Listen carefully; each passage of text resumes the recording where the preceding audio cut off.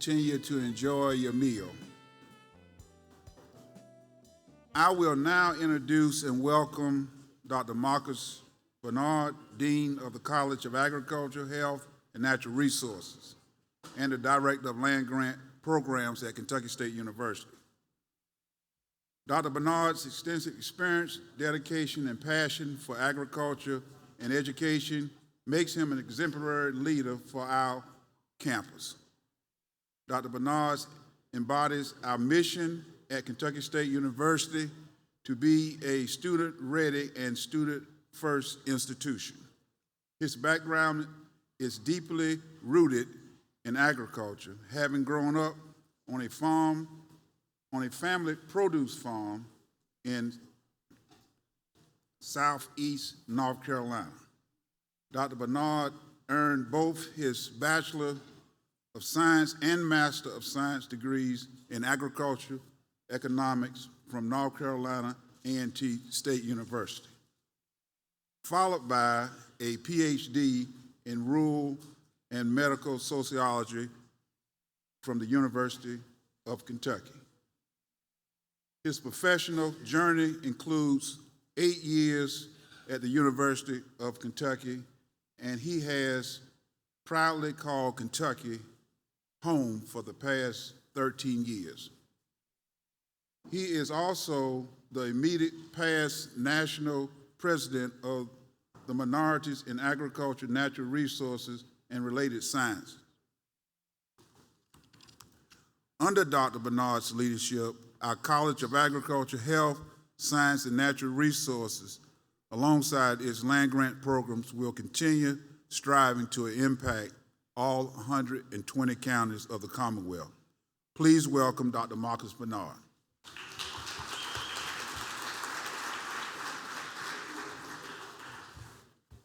Greetings again, everyone.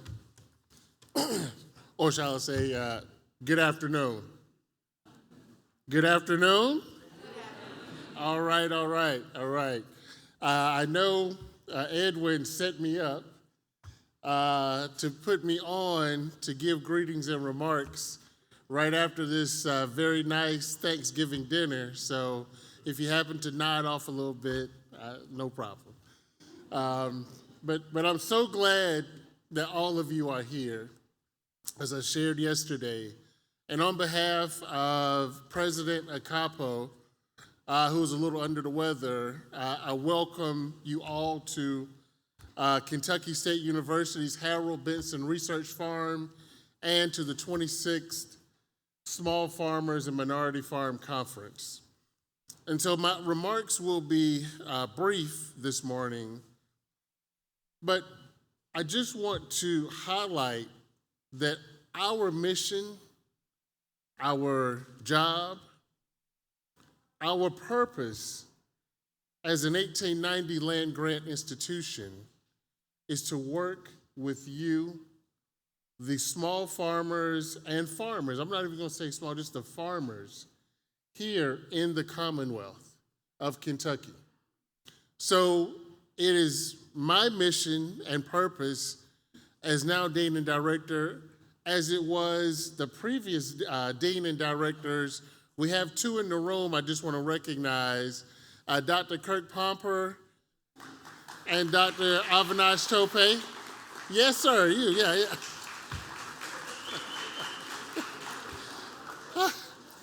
that laid a solid foundation for me to build on to serve you, our farmers. Also, I'd like to recognize our extension and faculty that are present in the room today, because we can't do any of this without them. So if you would just raise a hand or stand in place.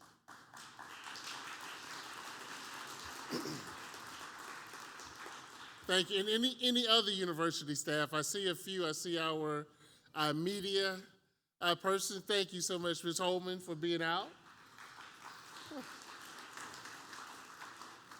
And also, as you'll hear from later today, we have some USDA dignitaries and supporters of our program. Just want to recognize them also. If you would throw a hand in the air, all right, NRCS, Secretary of Agriculture's office, our USDA liaison. It takes so many and resources and people to do the work. And I just want to say, without biting off too much, that we're going to do more. That it's important that what happened between the 2017-2018 Farm Bill and the 22-23, I guess we can't say Farm Bill yet because it hadn't passed, but it's coming. But we look at the census data, and we can see that there's been a significant decline in the number of farms and farmland owners in the state of Kentucky, especially African American farmers and landowners. And we want to be intentional about putting programs together and initiatives together to undergird and support your farms, farm families, and the work that you do. Here I have one graph that shows in 2023, the state of Kentucky had over $8 billion worth of agricultural receipts, revenue generated from the products, the commodities, and the services that you provide to the Commonwealth of Kentucky. And I want to see that number grow. But it grows whenever we at Kentucky State University have great relationships with you to help you continue to excel and do the great work that you do. Whenever I decided to go to college a long time ago, my aunt said to me, what are you going to major in? I said, I want to major in agriculture. And she almost fell down. And she was like, agriculture? What, something wrong with you? And I said, no, ma'am. I said, as long as people have to eat, I'll always have a job. And that still rings true today. And as long as people have to eat, we're going to need farmers. And so it's important that we advocate and we work on your behalf to help you be the best that you can be. And as Dr. Akapo, President Akapo, said to me this morning, we love the praises that you give to the university, but don't be easy on us. Tell us when we get it wrong. Tell us when we can do it better, because when you tell us those things, you put the charge on us. And when you put that charge on us, it's only going to help us better serve you. And so I'm happy that you're here today. And over time, hope to get a chance to meet all of you and come to your farms. And next year, when we do this program, I pray it's even bigger and better. And so to our staff, Edwin and your team that put the conference together, thank you, thank you, thank you.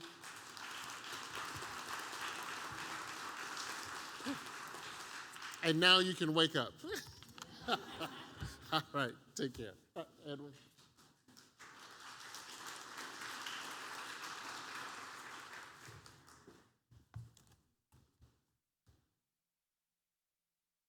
Thank you, Dr. Bernard.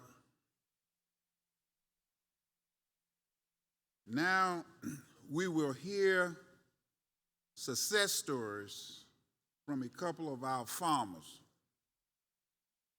First up is Ms.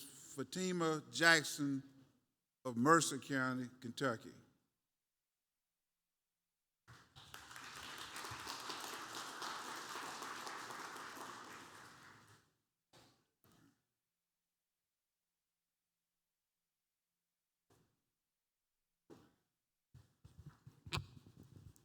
Can everyone hear me? Okay?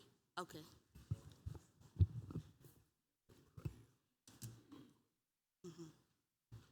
How about now? Awesome. My name is Fatima Jackson from Action Jackson Farms. My husband and I, we raise meat goats at Mercer County. So we started in 2016, but we purchased our farm in 2012. So a lot of prep work because we knew we were going to do livestock, so fencing and all that. But one thing I thought about recently, I was like, we wish we found KSU or Third Thursday thing, in that beginning time that we started with our farm. So lots of challenges, but we worked through them and we've learned a lot. Because supposedly with goats, most goats farmers usually don't last up to the 5-year mark because of some of the challenges with goats. I'm sure some of you have heard crazy things about goats, but I feel like with the right education, it's an area that anyone can get into, depending on what your goals are, specifically with goats. So just wanted to tell KSU thank you for having me here.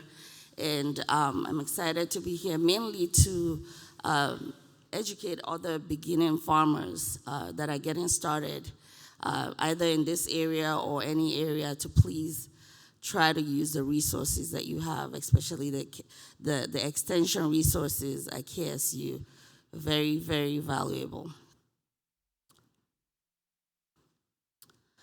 So we raise meat goats, and I know a lot of people have heard of boar goats.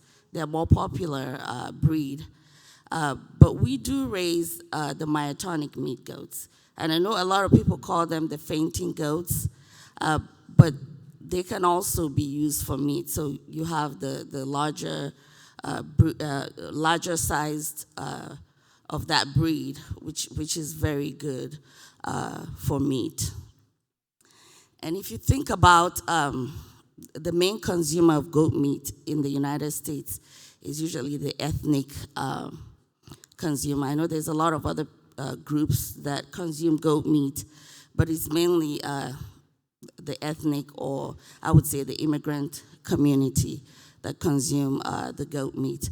And so one big theme with, I'm one by the way, but one big theme with goat meat consumers is they don't like a lot of fat in their meat.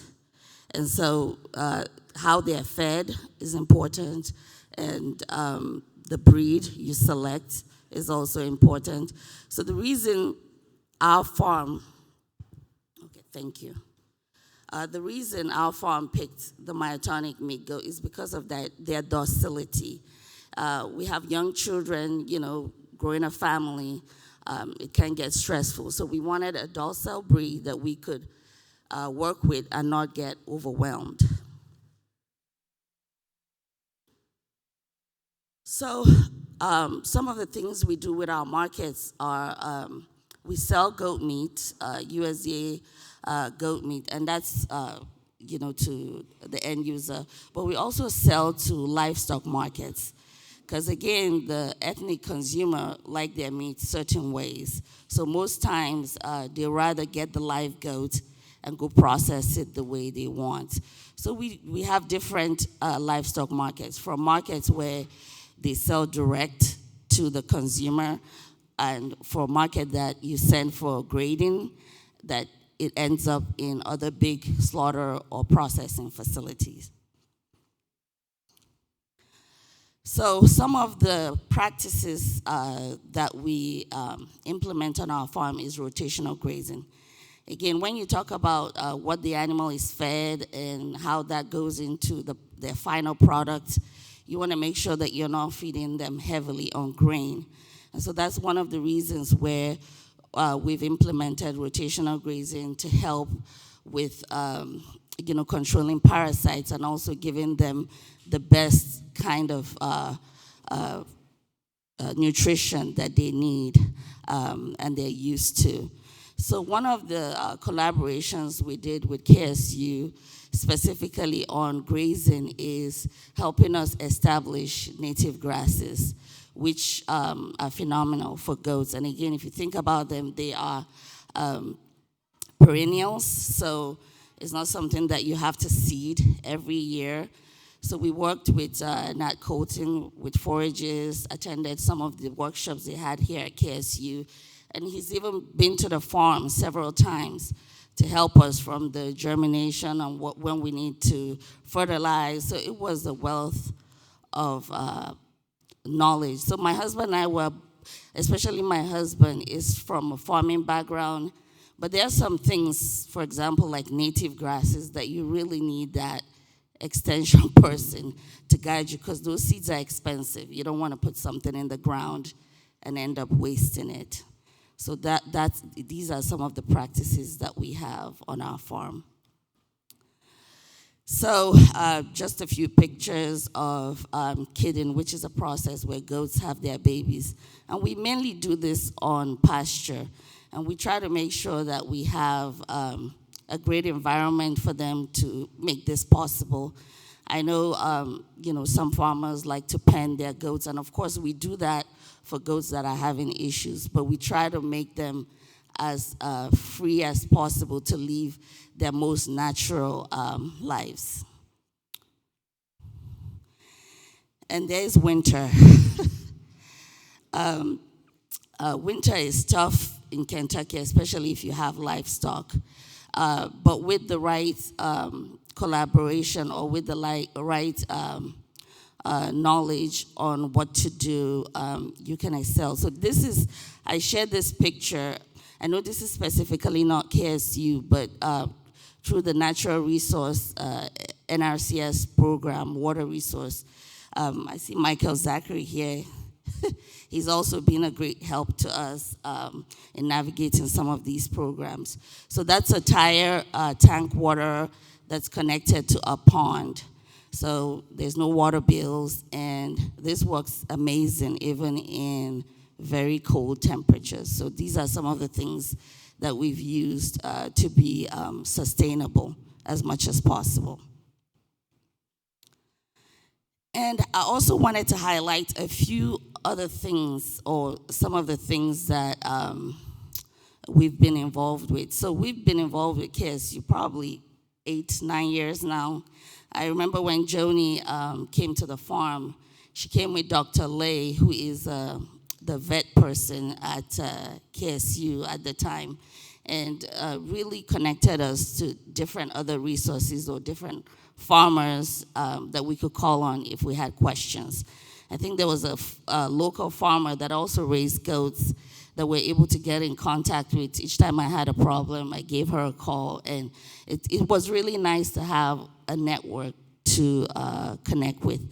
Again, KSU didn't pay me for this, but I really came here just for the beginner farmers, those that are starting on really, really the importance of using the resources that you have. So the first one is the KSU Small Farmer Grant. And I know Joni is the expert on this, but I'll encourage every beginning farmer to please utilize this grant. And possibly before you apply, I would suggest maybe sitting with Joni or someone from her team to really understand your goals, because that's what we had to do before we applied, and that really helped our success rate in being offered that grant. The second is forages, especially if you're doing anything with livestock. Please, look into some of the events that they have on forages and how best you can manage your forages on your land. And the other is diversification. As we know, with farmers, some years you do well with one commodity, some years you don't. So, for example, COVID was the year for goats, or, livestock meat was very expensive, or the price per pound was high. So that's not going to happen all the time. So as a farm, we're also looking at ways to diversify. And guess what? KSU also came in, and we have several ponds on our property that we do nothing with. We don't really fish. And so we thought of, we collaborated with the aquaculture team here at KSU and started a raceway project to raise some catfish. So this is new for us and a learning experience, but it's nice to have someone at KSU holding our hands while we do this. I think with KSU, you really get the personal touch, especially for smaller scale farmers. And I just wanted to close, we have helpers on the farm, from the dogs to the kids. So it's really exciting time to be a small family farm in Kentucky. And thanks so much for having me. And if you need to keep in touch with me, I'm not big on social media. I wish I did more of that, but I'm happy to answer any questions you might have about raising goats or how to market to some of the culturally relevant foods or to the immigrant or the ethnic community. Please feel free to call or send me a message on Facebook. Thank you.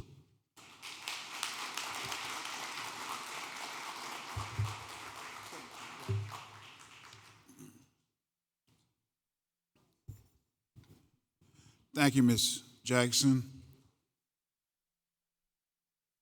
Ms. Jackson, would you come forward, please? Ms. Jackson, come forward. And Dr. Bernard, please come forward. Ms. Jackson, on behalf of Kentucky State University, we would like to present you with a certificate of appreciation.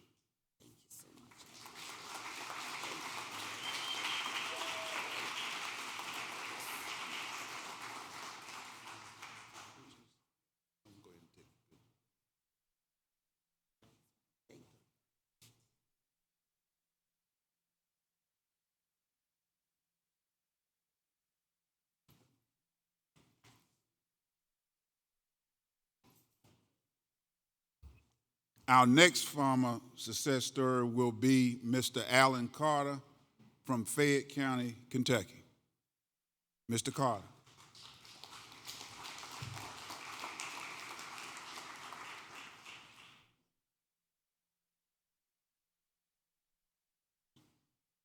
Okay, all right. Good evening. Good evening. I'd like to start off first thanking Kentucky State for the tour yesterday. Raise your hand if you came on the tour yesterday. Did y'all have a good time? Did y'all like the wine? Well, first of all, I'm the owner and winemaker at Silver Springs Farm Equine and Vineyard, and I'm just going to snap through some photos and kind of tell you how I got started. If you look up there, Old Traditions Bears a New Face, and it was a writer that came by the farm about 4 years ago, and he wrote an article about some of the stuff that I was doing on the farm. And you can imagine the farm back in the 1800s, it was a distillery. Have you ever heard of Henry Clay? James E. Peppers? So James E. Peppers and Henry Clay in the 1800s, they had a distillery out on my farm. So I decided that I wanted to bring back the tradition, and it bears a new face. And does anyone know what bears a new face mean, what that means? Any idea? Just imagine back in the 1800s, it was not a minority that had a distillery or land to produce bourbon or even crops. And I was just blessed to have the opportunity to purchase this farm back in 2014. And one of the first things I did was I planted grapes. I wanted to do a winery. And my wife, she coached at the University of Kentucky, and I had the opportunity to tour Europe. And I fell in love with wine while I was over in Europe. So when they were at practice, I would kind of go out and visit the wineries, and I would visit the champagneries. And I ended up just was just crazy about wine. So I ended up having the opportunity when I came back after the tour to purchase a farm, and then I started practicing with wine. And one of the things I did, I purchased a vine when I was over in Europe, and I bought it back and I planted the vine. And this thing was like the first year it kind of grew up. The second year it started spreading across the fence. This was when I was living in the suburbs. And third year, grapes was just covered. The fence was just covered with grapes. So I took them off that year, and I started experimenting with making wine, and it turned out pretty good. So during that process, I said I would love to have a farm. So I ended up purchasing the farm, and the first thing I did, I planted 5 acres of grapes. And I was so in love with the European wines, I thought I could use the same vines that produce their wine in Kentucky. But I found out that that was impossible because the weather is too cold around here. So I lost my whole vineyard. So luckily, I signed up with USDA and Conservation District, so I received a grant that I could replant them. So I've been replanting the grapes for the last 4 or 5 years. And that's one of the great things about it, to make sure you register your farm with the USDA. That's one of the big things in the area that you live in, the county that you live in, because it's important. Because I spent a great deal of money doing that process, and if I didn't have the help from the USDA and the Conservation District, I wouldn't be able to even have a vineyard now. And I'm just going to flip through some of the pictures on here and let y'all kind of take a look at some of the other stuff that I do. So basically, as you can see, the Silver Springs Distillery and the famed Silver Springs Farm, it's on the historical list. It's registered with the government on the historical list. And just this picture on the left here, it's the head of the spring. This spring right here, this little remnants of the distillery right here is where the first distillery started out. It's unbelievable. It was still existed. At the time when I first purchased the farm, you couldn't even see this whole area down here, but someone said it was a spring down there. And I was like, that's not a spring down. That's just a bunch of woods, as we say. I'm from South Carolina. So it's just a bunch of woods, right? So I started cleaning out and found out that it had the roof had caved in, and you can barely see. It says Silver Springs Distillery. So I kind of started researching Silver Springs Distillery and found out this is where the distillery first was built. And of course, on the right there is my little dog Blue walking across a bridge I built on the spring. And this is a better picture right here of it. And this is the original. That's the original building. The Clay family. I think the lady, she's probably around she's probably maybe 102 years old. I called her up and she gave me a picture when she was a kid of the spring. So this is my if you look at my wines, this is my label on my wines. I use that. This is exactly how the label looked and the building looked back in the 1800s. And well, this is me and my wife here standing out on our farm. We just, as you can see, we both had a dream to one day restore a farmhouse in a beautiful country setting. We imagined many possibilities for a place and a perfect purpose and activity. So many of our dreams have come to fruition, and we're elated to share them with you. And it kind of just tells you about how we got started on the farm. And of course, there's some old pictures when I first planted the vineyard. The vineyard was immaculate when I first planted it. After a couple of years, and it really got cold, and that was the end of it when it got cold. So I also raise thoroughbred horses. I breed and race horses also. And how I got started in the horse industry, my father-in-law, he worked with Claiborne Farms, and he took care of Sunday Silence. Anybody know who Sunday Silence is? Yeah.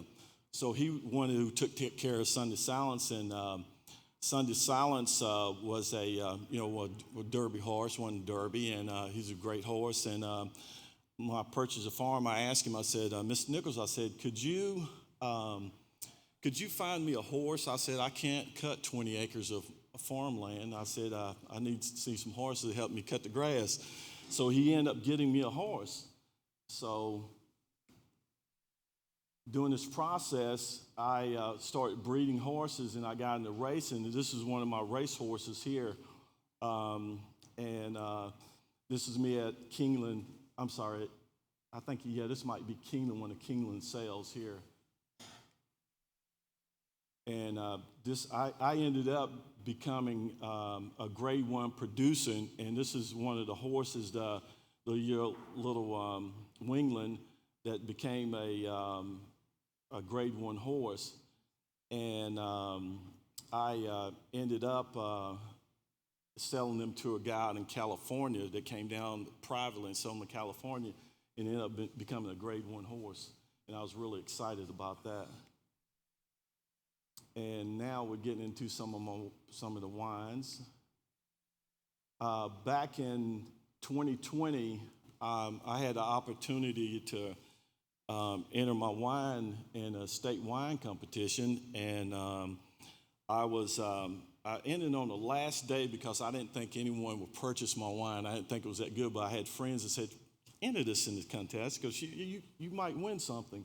So I ended up entering it in the contest, and I ended up winning double gold, and that's a very rare achievement in the wine industry in the country.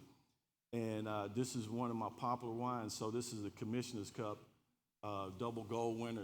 It's a champagne that I learned how to make while I was over in Europe. Thank you.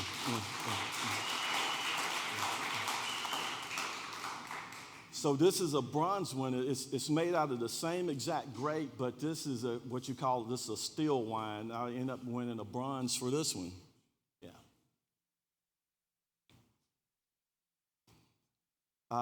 This is one of the first wines I made right here, and really this wine is it's being from Kentucky. I had to put it in a bourbon barrel, of course.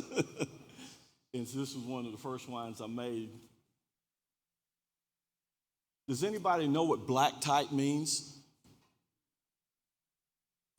No one?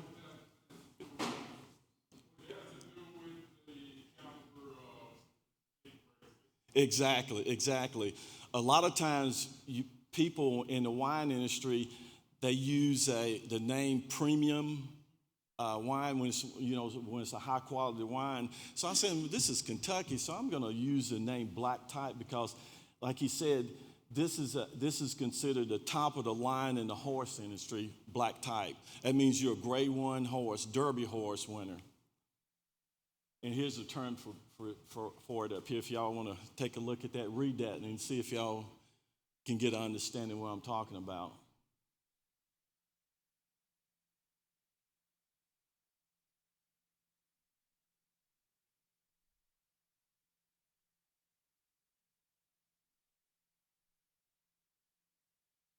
Okay? This is the wine making his horse.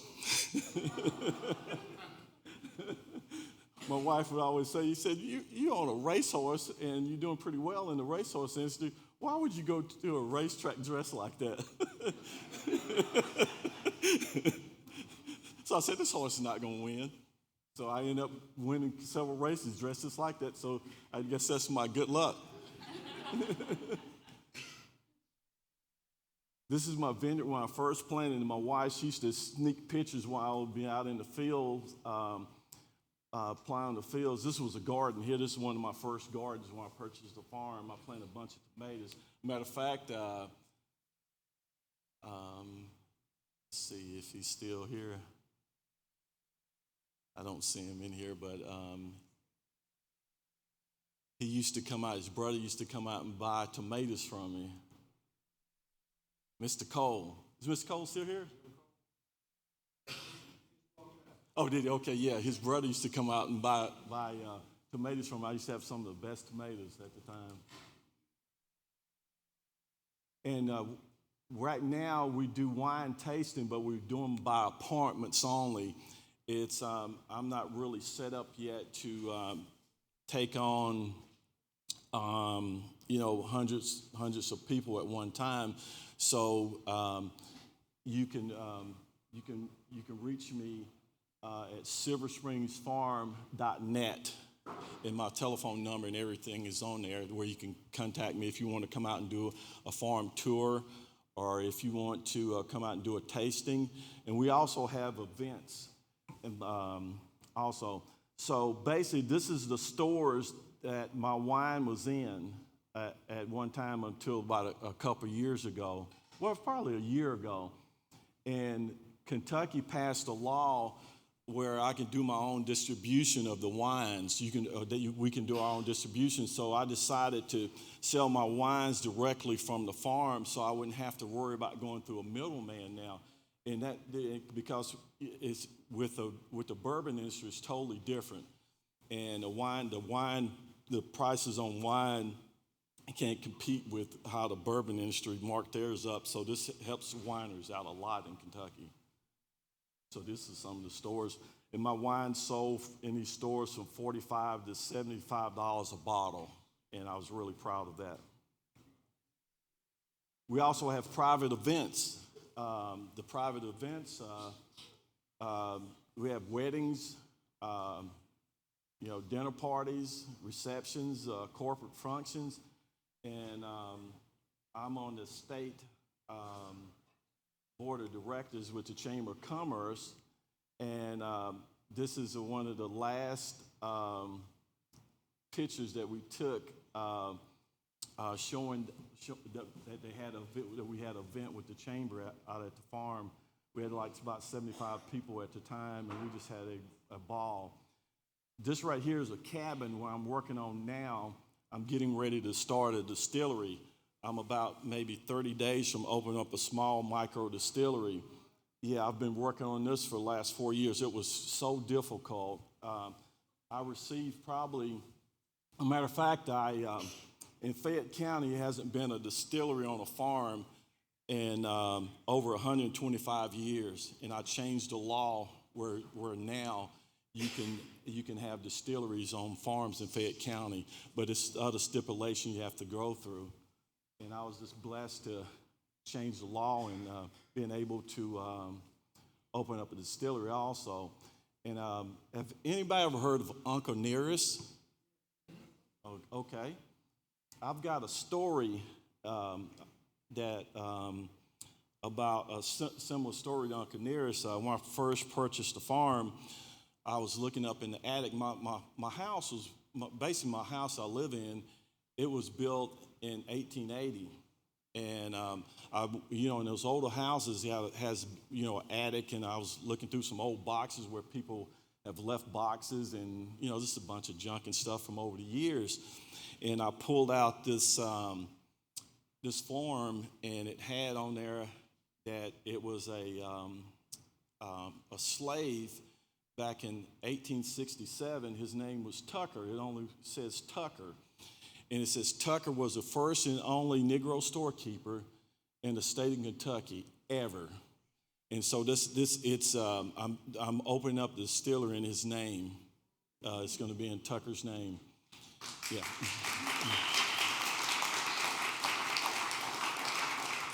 And the name of the bourbon is going to be called Keeper's Heritage. So you'll start seeing signs in the next month or so, billboard signs, a couple around Lexington. So that will be me. And it will have all the contact information on it. So thank you so much.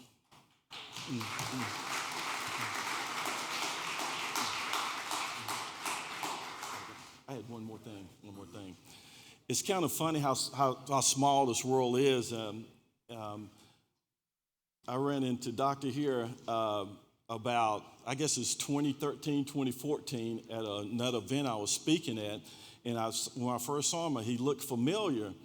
And we kind of started talking, and I just found out that he was at the same event, and that's where I met him at the first time. And it's kind of like a small world that comes around in a circle.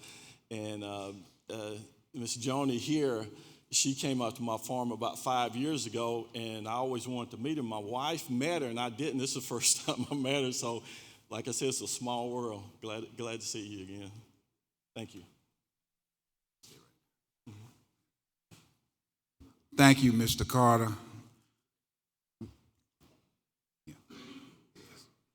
We have a certificate of appreciation for Mr. Alan Carter.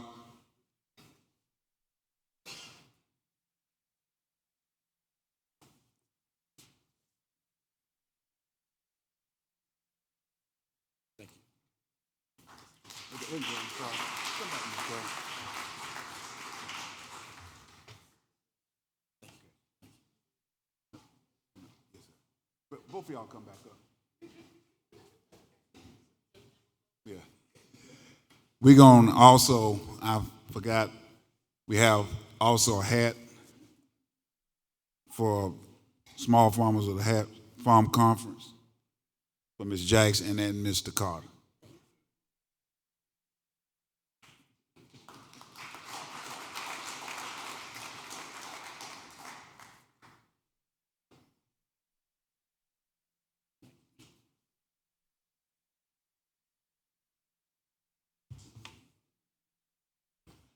Okay, just a couple announcements. We will continue with our concurrent sessions. The buses will be outside immediately after the concurrent sessions to take you back to the hotel. Okay, at 6:30, we have the awards banquet, the Small Farm of the Year Awards banquet. Now, I know we had to get readjusted, and I think we're back on track. Please, ma'am, please, sir, look in your program and fill out, use your QR code and do the survey, okay, so that we can plan accordingly.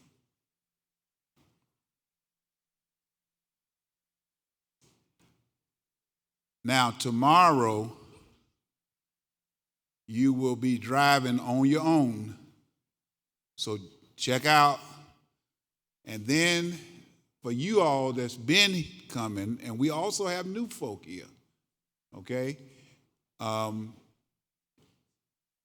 We have a health fair. And Dr. Tope, stand up, please.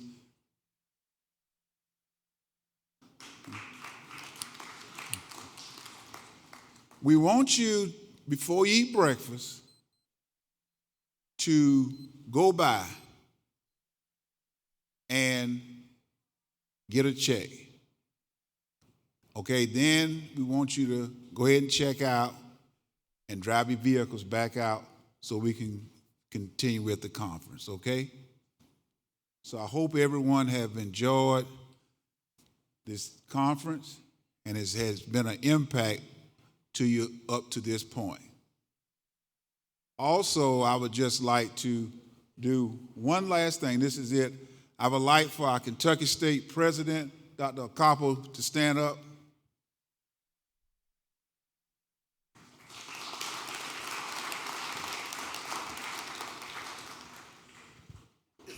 Thank you, Dr. Capo. I know he was under the weather, but it's very historical.